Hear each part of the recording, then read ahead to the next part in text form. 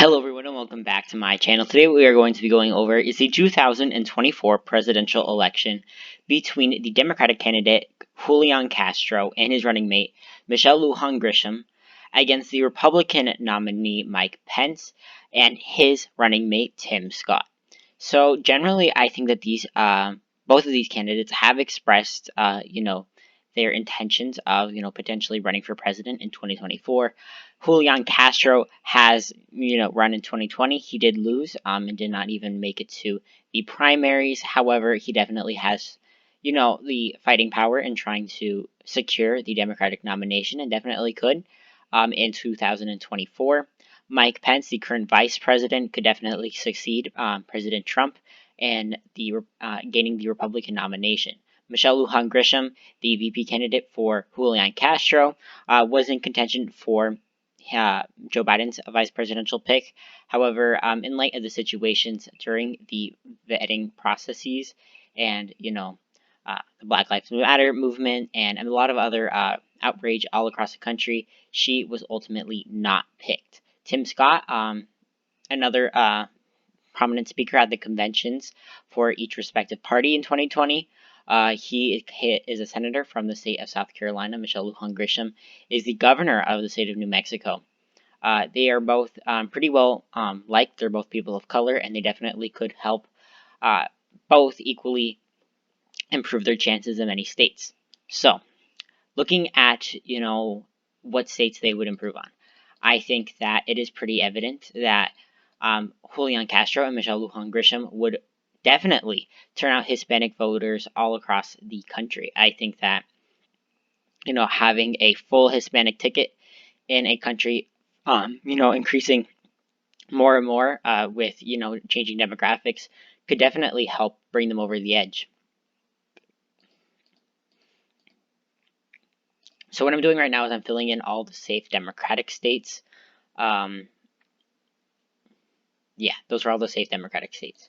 Now, when it comes to safe Republican states, I don't see the state of Montana being under 15 points. I don't think that Julian Castro and Michelle Lujan Grisham would really appeal to them, so significantly.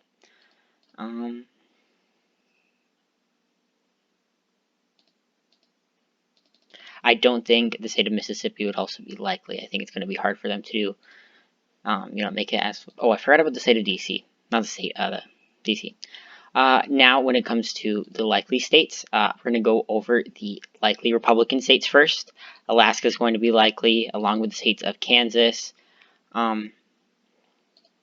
Nebraska, at large in Nebraska's first, I think could be likely. Indiana is going to be likely, despite the fact that Mike Pence is from the state of Indiana. It is going to be hard for him to, maintain a state that has constantly been, switching in between Democrats and Republicans. I think it has been trending more red. However, definitely things could change. The state of South Carolina, I think, could be likely for the Republicans. I think Tim Scott would definitely try to help out by a couple points in that state and would push it from a lean to likely characterization. Yeah, so now we're gonna go over the likely Democratic states. I forgot to characterize Maine's first. I think that would be a safe state. Maine at large would be likely as well. When it comes to the Rust Belt, despite the fact that Mike Pence is from the Rust Belt, he would have modest appeal here. However, I do think that Julian Castro would be able to, turn out voters pretty significantly here. And I think that Minnesota and Michigan would be likely states. I also think the state of Virginia would still be likely. The state of New Hampshire, I also think that would be a likely state. I think Julian Castro would have enough appeal in that state. And the state of Arizona, I think that could be another likely state. Definitely with the high-end Hispanic turnout, Julian Castro would definitely be able to push it over the 5% threshold and becoming a likely characterization of a state. Now we're going to move on to the lean characterizations for the Republicans. I think that Maine second will still retain red. I think Trump is going to win it in 2020, and I really can not really see a different candidate winning it like Mike Pence would. When it comes to Yeah, I'm gonna actually characterize the state of Iowa as lean. Despite the fact that Barack Obama was able to win this back in 2012 and 2008, I think it's going to be hard for a Democratic candidate to try and retain it, especially considering the fact that Iowa is a very white state. It does not have a lot of ethnic diversity in the state of Iowa, so it's going to be hard for them to actually try and turn out, Hispanic and Black voters. However, a Democratic win in the state of Iowa definitely is still plausible. It's just in this map, if it were, to be held today, 4 years early, I definitely think that Mike Pence would retain it. When it comes to states of Wisconsin and Pennsylvania, I think those would be lean states for Julian Castro. And with that, he would be, elected president, defeating Mike Pence. I also think the state of, well, not state, the district, Nebraska's 2nd congressional district, would also be lean blue. I think that despite the fact that these Wisconsin and Pennsylvania have been trending more red, I think that they are going to return to their Democratic roots and are just consistently going to be, voting in Democratic presidents for the time being, especially considering the fact that the Republican Party is not going to likely change for a while. And unless something fundamentally changes in the Republican Party, it's going to be very difficult for them to try and, flip states. When it comes to the state of Georgia, I think that would be a tilt state for the Republicans. I think Julian Castro may not be able to turn out Black voters enough in the state of Georgia. I definitely don't think Mike Pence would be able to, but I think he would be able to turn out the rural, suburban, red voters that turned out for Trump in 2016 and could, turn out for him in 2024. When it comes to the state of Florida, I think that this could be a tilt blue state.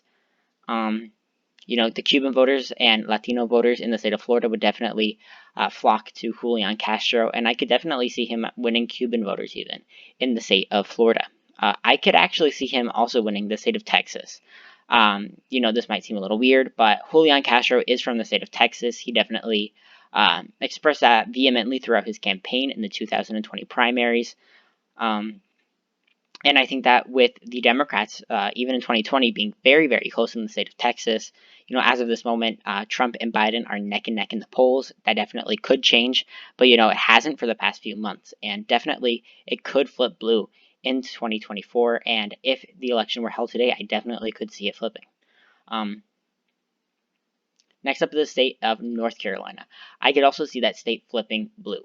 Now with that, we're approaching 400 electoral votes, near landslide territory.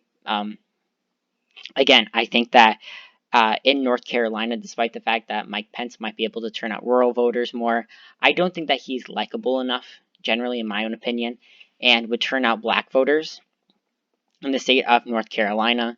And, despite the fact that Black voters would overwhelmingly go to Julian Castro, and Julian Castro does not have too much appeal himself, I can still see them winning the state of North Carolina, especially considering the fact that North Carolina has been trending more and more blue within the past few elections.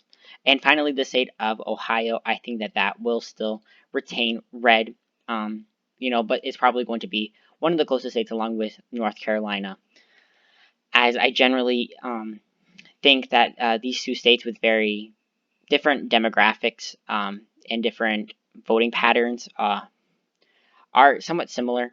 But, despite, I just completely bungled that up. But, I think the state of Ohio, it did vote for Obama both times. No Democrat or Republican has really won the White House without it. And I think that in 2020, that's going to change. I don't think Biden's going to win it, but I think Trump will.